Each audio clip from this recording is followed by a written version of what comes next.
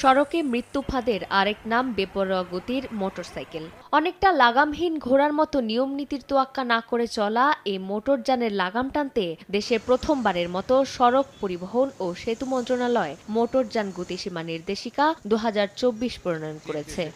রাস্তার ধরন ও বুধবার রাজধানীর জাতীয় প্রেসক্লাবে রোড সেফটি কোয়ালিশন বাংলাদেশের পক্ষ থেকে মোটরযানের গতিসীমা নির্দেশিকা বিষয়ক সংবাদ সম্মেলনে নিরাপদ সড়ক চাই এর চেয়ারম্যান ইলিয়াস কাঞ্চন বলেন, শহরের সড়কগুলোতে মোটরসাইকেল গতিসীমা ঘন্টায় 30 কিলোমিটার নীতি বাস্তবায়ন হলে অকাল মৃত্যু কমবে।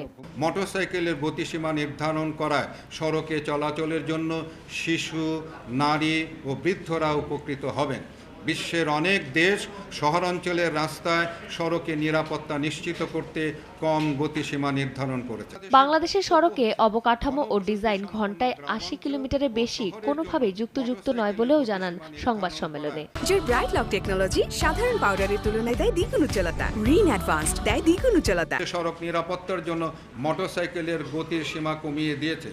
বাংলাদেশও অনুরূপভাবে গতিসীমা বাস্তবায়ন করলে রোড ক্র্যাশ ও প্রাণহানি কমানো সম্ভব হবে। তিনি আরো বলেন, সঠিক মনিটরিং সিস্টেম ও জনসচেতনতাই পারে সড়কে মৃত্যুর হার কমাতে। নারী ও বৃদ্ধরা। চন্দ্রিমা চৌধুরী, সময় সংবাদ, ঢাকা।